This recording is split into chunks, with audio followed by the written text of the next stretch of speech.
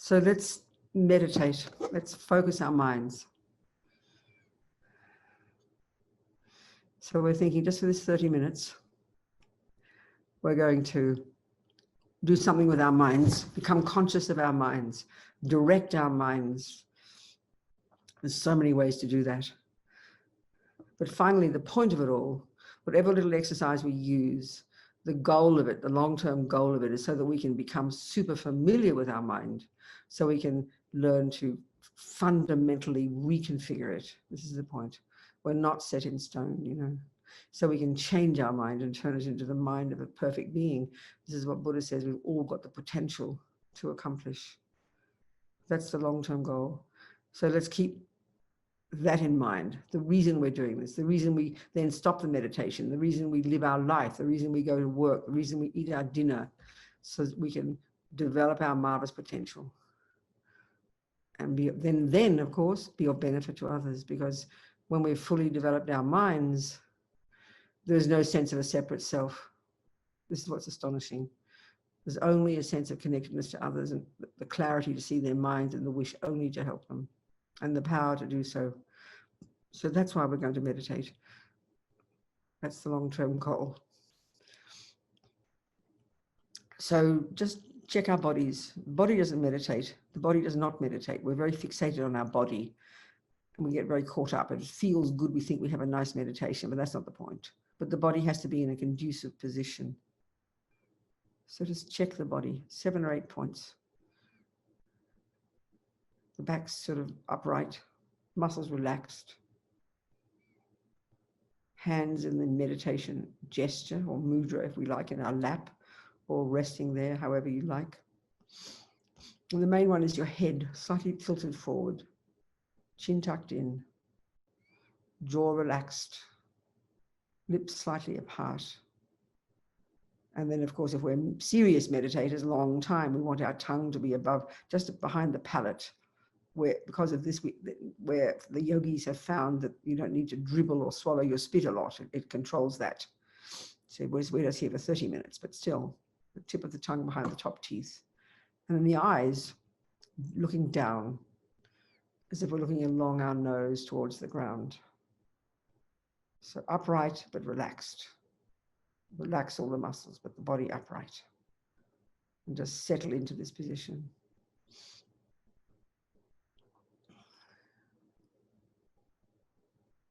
So let's do the 9-round breathing, which is a technique the lamas use usually as a preliminary practice before you do another practice.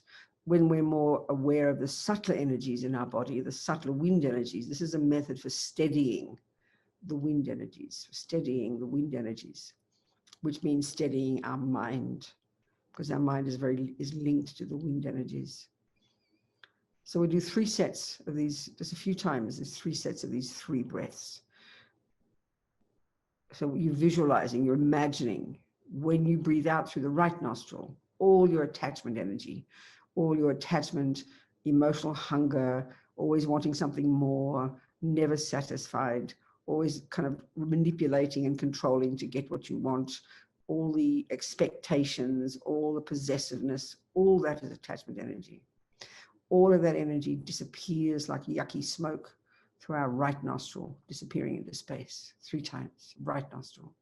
Imagine, then the left nostril, out through the left nostril, the next 3, all the aversion, when attachment doesn't get what it wants, which is anger, annoyance, irritation, upset, worry, kind of anxiety, in depression, despair, all that energy disappearing out through the left nostril 3 times. And then 3 times through the third delusion, ignorance, all the indifference, all the uncaring, all the kind of narrow-mindedness, the fundamentalism, all this energy of coming from ignorance out through both nostrils. And then when you breathe in the opposite one, you visualize that all the opposite energy of the universe, all the energy, all the pure energy, all our own potential coming in as blissful light through the other nostril, entering into us, filling us completely and driving out through the other nostril, the attachment, then the aversion, and then the ignorance. The attachment, the aversion, ignorance. Want this. Focus on the breathing, but in your mind, imagining. Because this is the point. The power of it is the power of the mind. wanting to get rid of all that energy, the attachment, the aversion, the ignorance, at our own pace. Several sets of these 3 breaths. And if you forget what you're doing, just start again. Not forced breath, but deep breaths all the way out, all the way in.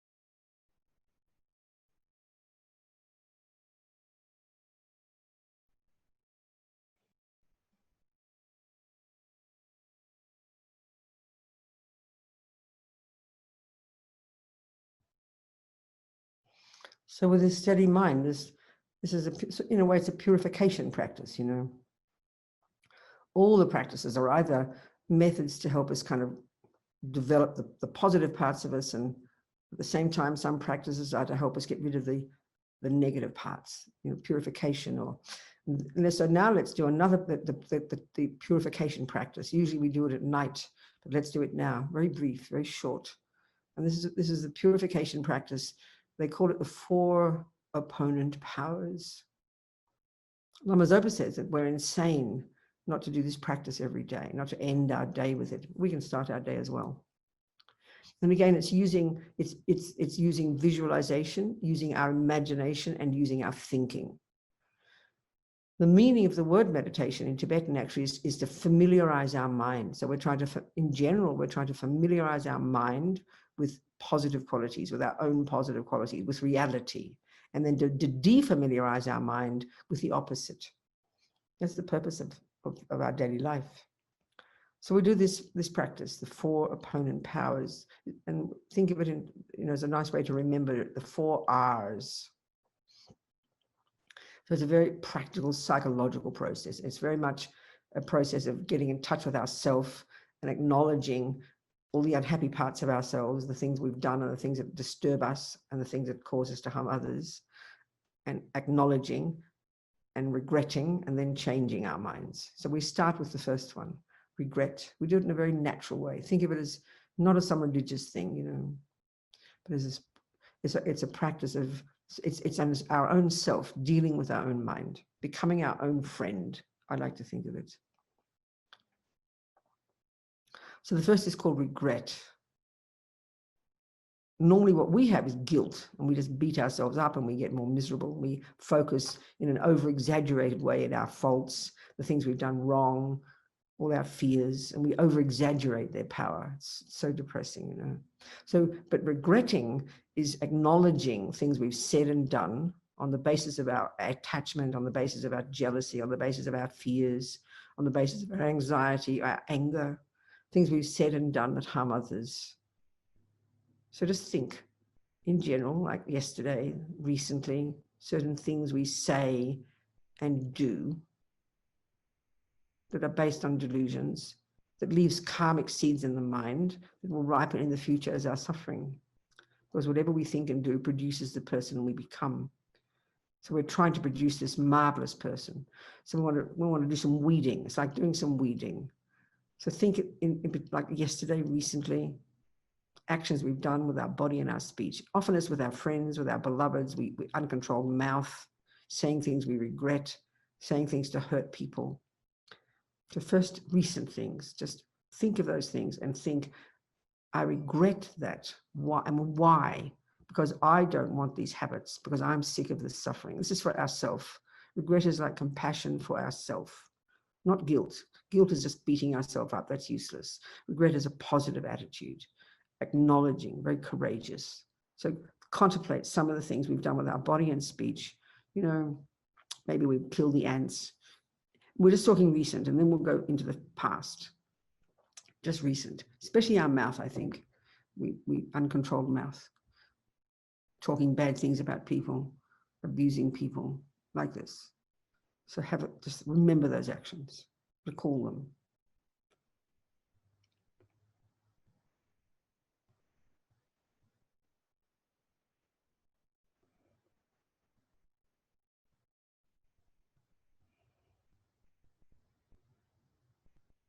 Especially with our close ones. We think, and usually it burns us up and we feel so distressed, but think, I did do that, and I regret that from the depths of my heart, because out of my ignorance, out of my uncontrolled mind, I did those actions, I said those words. I regret that, but because I am sick of that suffering, because I don't want that suffering. This is for oneself. I'm sick of that suffering, and I don't want the future suffering. I don't want these habits to continue. Regret is compassion for yourself.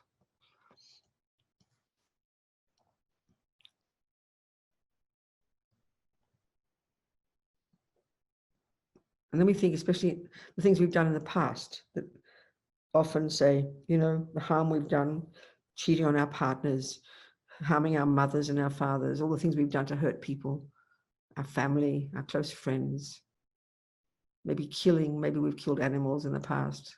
Since we become a Buddhist, we regret that. Maybe we've had an abortion. That's burden for many of us. So we think of the actions we've done that have harmed others with our body and speech, that leave imprints in our mind. That's the point for the Buddha. Everything we think and do and say leaves seeds in our mind that will ripen in the future as our own actions similar to this. So we don't want suffering. We're sick of suffering. I'm sick of suffering. The suffering to myself, I'm sick of it. So I regret from the depths of my heart that abortion that I didn't know at the time out of ignorance. I had an abortion, for example, when I was 23, out of ignorance. I didn't know I was leaving karmic imprints in my mind. I don't want the future suffering, the harm we've done in the past, our families, things we kind of hold on to, feel bad about. I regret all of this from the depths of my heart and everything we don't remember. Because why? Because I am sick of suffering. I do not want the future suffering. Strongly feel that.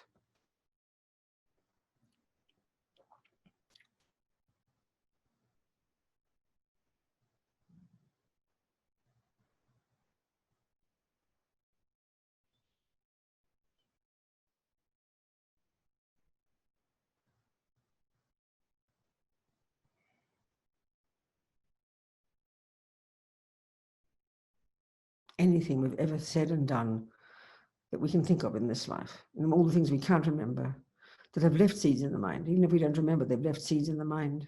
We don't want them to ripen. Sick of suffering. I'm sick of suffering. I'm sick of all this. I regret from the depths of my heart.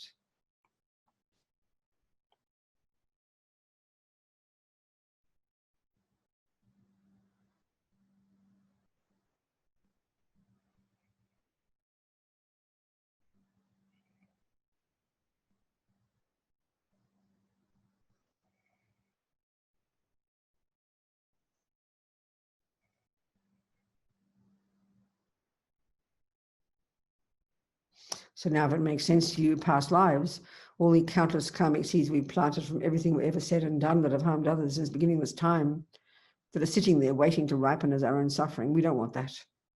So I regret anything I've ever said, ever done with my body, with my speech, since beginningless time to harm sentient beings.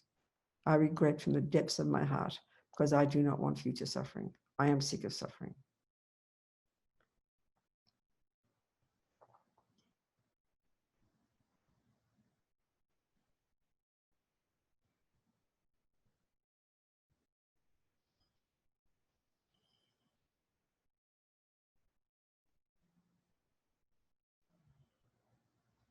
So next step, reliance. Whom can I turn to? With guilt, we just sit there feeling bad and twisted and hurt and depressed. But this action, this is positive. This is proactive. Well, what can I do about it? Because there's no karma I can't change. There's nothing that can't be purified. There's nothing set in stone, nothing. So whom can I turn to? Whom can I rely upon? So here, if we're Buddhists, we rely upon the Buddha. He's our doctor. He has the methods. If we're Christian, we would rely upon God, our creator, and we would beg him to forgive us. This is not in Buddhism. Buddha would forgive. He's a kind person. But the point of this is we're relying upon the doctor to give us the methods that we can use to heal ourselves. We are the one who does the work. So here we imagine Buddha above our head. If you're familiar with Vajrasattva, otherwise just imagine the pure energy above your head of an enlightened being above your head. And be so happy to think I've got a person who's got methods that I can use to purify my mind, to transform my mind, to purify myself. Be delighted.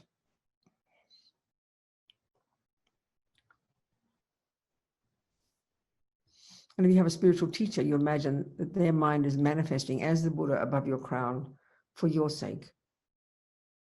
Feel so happy, so delighted that we can rely upon somebody who's worthwhile, who's got methods, good medicine.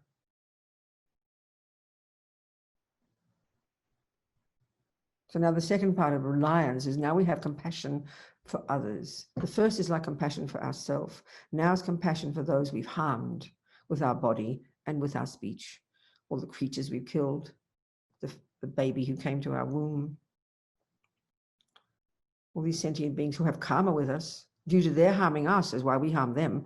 We're not the only one who's bad here, you know. There's a dependent arising.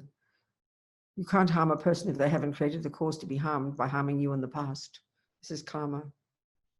But all these sentient beings whom we have harmed, we know what it's like to suffer. So we know what their suffering must be like. So with incredible compassion for all these sentient beings, I must purify for their sake as well.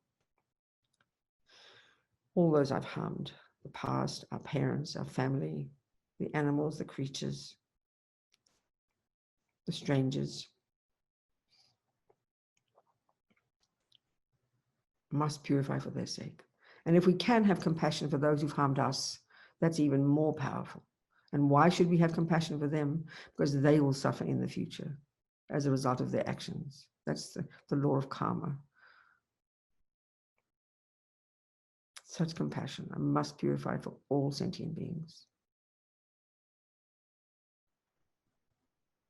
Now the third step, we do the remedy. So here we do a little visualization.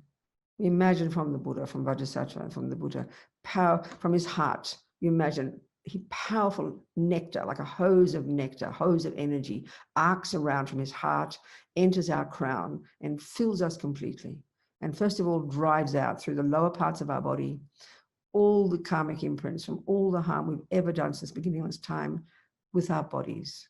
Totally purifying, forcing out these karmic imprints like yucky, like dirty liquid, disappearing through the lower parts of our body, disappearing into space, full of this blissful nectar filling us.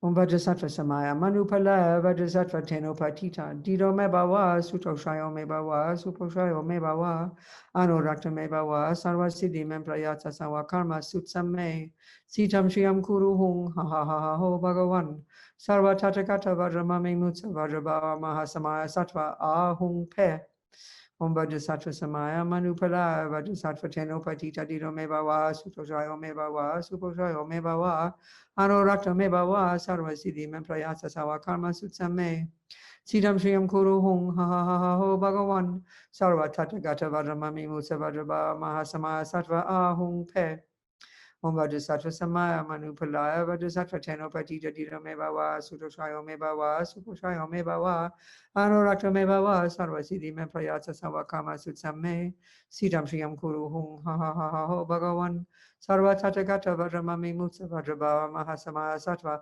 Ahung Pe. Completely purified, full of this blissful nectar. Imagine, not one atom left. All the negative seeds of all the harm we've ever done with our bodies since the beginning of this time. Completely gone. And they can go because they're not permanent. They have no intrinsic nature. There's no karma we can't purify. And it's the mind that purifies. As Lama Yeshe said, we create negativity with the mind. So now in this practice, we create positivity with the mind, which counteracts it. The mind creates it, the mind transforms the mind. So now we imagine again this nectar coming from the Buddha, arcing around from his heart, entering our crown and filling us completely. And this time, purifying all the imprints of all the actions we've ever done with our speech. The lying, the bad mouthing, the harsh speech. All the actions we've done to harm others, which of course is mostly us as humans. We clever humans with our clever mouths. All of this filled with this nectar. And this time it forces up all the negative imprints of speech to come up and disappear through the top part of our body. Like Lama Yeshe says, when you have it, when you turn on a tap in the sink, all the junk in the glass comes to the surface, disappears. Imagine this. Om Vajrasattva Samaya Manupalaya Vajrasattva Teno Patita Dido me bawa Sutoshayo me bawa Suposhayo me bawa Anorakta me bawa Sarva Siddhi me prayata sawa karma sutsam me Siddham shriyam kuru hung ha ha ha ha ho bhagavan Sarva tathagata vajramami mutsa vajrabha mahasamaya sattva ahung pe Om Vajrasattva Samaya Manupalaya Vajrasattva Teno Patita Dido me bawa Sutoshayo me bawa Suposhayo me bawa Anorakta me bawa sarva siddhi me prayasa sawa karma sutsam me Siddham shriyam kuru hung ha ha ha ha ho bhagavan sarva tathagata vajramami mutsa vajrabha mahasamaya sattva ahung pe Om Vajrasattva Samaya Manupalaya Vajrasattva Teno Patita Dita me bawa Sutoshayo me bawa Suposhayo me bawa Anorakta me bawa sarva siddhi me prayasa sawa karma sutsam me Siddham shriyam kuru hung ha ha ha ha ho bhagavan Sarva Tathagata Vajramami Mutsa Vajrabha Mahasamaya Sattva Ahung Pe. Full of this nectar, totally purified of all the ridiculous speech. Imagine making our mind, making our speech pure, making our speech reasonable, making it appropriate, helpful to others, instead of uncontrolled. How marvelous. And now one more time, light coming from the Buddha's heart, arcing around, entering our crown and instantly filling us. And this time, purifying all the delusions. We forgot to regret the delusions, but we can think of that now. All the source of why we do things with our body and speech to harm others, and the source of our own distress and our own disturbance, our own misery, the ignorance, the attachment, the aversion, all the other nonsense that drags us down. This light instantly dispels it, instantly, just like Lama Yeshe says. When you turn on a light in the room, instantly the darkness is dispelled. Just like that. Gone, these delusions. How amazing. Vajrasattva sama manupalaya vajrasattva teno patita dido me bhava sutoshayo me bhava suposhayo me bhava anurakta me bhava sarva siddhi me prayasa savakama sutsa me siddham shriyam kuru hung ha ha ha ha ho bhagavan sarva tathagata vajramami mutsa vajrabha mahasamaya sattva ahung pe Om Vajrasattva samaya manupalaya Vajrasattva teno padita dita me bhava sutoshayo me bhava suposhayo me bhava anurakta me bhava sarva siddhi me prayasa savakama sutsa me siddham shriyam kuru hung ha ha ha ha ho bhagavan sarva tathagata vajramami mutsa vajrabha mahasamaya sattva ahung pe Om Vajrasattva samaya manupalaya Vajrasattva teno padita dita me bhava sutoshayo me bhava suposhayo me bhava anurakta me bhava sarva siddhi me prayasa savakama sutsa me siddham shriyam kuru hung ha ha ha ho bhagavan sarva tathagata vajramami mutsa vajrabha mahasamaya sattva ahung pe. Totally full of this blissful light, purified. There's nothing that can't be purified. There's nothing in us that's set in stone. Negativity is adventitious. It can be gone. That's Buddha's whole point. So now the fourth step, determination to change, the resolve with confidence. So if we've taken lay vows, for example, or we reiterate, I will never kill, I will never steal, I will never lie. And every time you say this, is like strengthening that groove in your mind. You're programming your mind with determination. I will not break my vows. I will do my best to not harm sentient beings. I will do my best to not this, thinking this. And in particular, as Lama Zopa says, you don't lie to yourself and say, I will never badmouth my boyfriend again. Maybe that's an old habit. So just for a second, think of your old rubbish, your old habits, the things that you find hard to change. You feel a bit hopeless about it. Your old habits with your body and speech, or your old mental habits. Give yourself a timeline. For 5 minutes, I will not have an angry thought. For 5 minutes, I will not badmouth my boyfriend. For 1 day, I will try not to kill the ants. Just something that you feel is an old habit you want to make a decision about. Just speak to yourself, make a decision to yourself, but give yourself a timeline. 5 minutes, 1 day, 1 month, some of your old habits. Make a decision. Especially today, for us who are starting the day. Watch especially our speech. Watch our speech. Make a decision.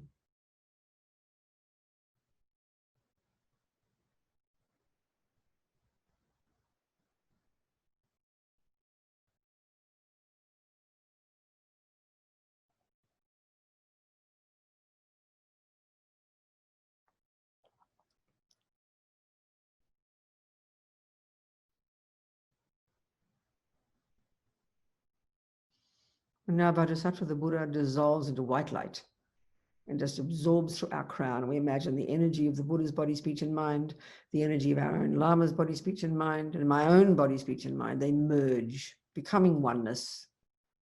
And for like 30 seconds, the last minute of our meditation, just think of yourself expanding to fill space, completely clear, completely blissful, no thoughts, no thoughts, vast as space.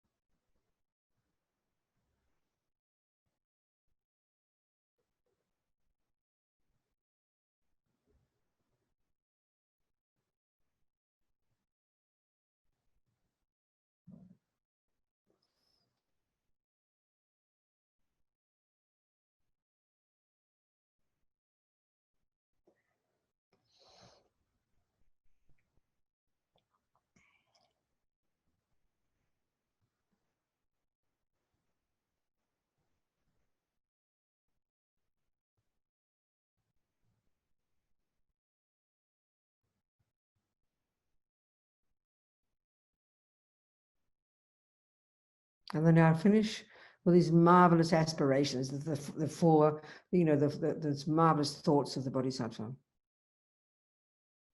The four immeasurable thoughts. Just think how wonderful it would be if all sentient beings could abide in equanimity, free of attachment, ignorance, and aversion. May they abide so. And this next thought is the special attitude of the Bodhisattva, this courageous attitude. I will make this happen. Please, Guru Buddha, bless me to be able to do this. How wonderful it would be if all sentient beings could be free of suffering and the causes of suffering. May they be free. I will make this happen. Please, Guru Buddha, bless me to be able to do this. How wonderful it would be if all sentient beings could have happiness and its causes. May they have them. I will make this happen. Please, Guru Buddha, bless me to be able to do this. How wonderful it would be if all sentient beings were never parted from higher rebirths and liberation's excellent bliss. May they never be parted. I will make this happen. Please, Guru Buddha, bless me to be able to do this. And so think throughout the day, your body and speech, think, that's the Bodhisattvas, that's for others. The body and speech is for others. So whoever sees me, hears me, touches me, talks to me, may they benefit, and it will be for their benefit. But my mind, that's my business. So watch our minds like a hawk every second, adjusting, correcting. Then it makes every second of our day practice, the benefit of others and the benefit of ourselves. And just delight in this 32 minutes we've just had together. Be so happy. Goodbye, everybody. Much love.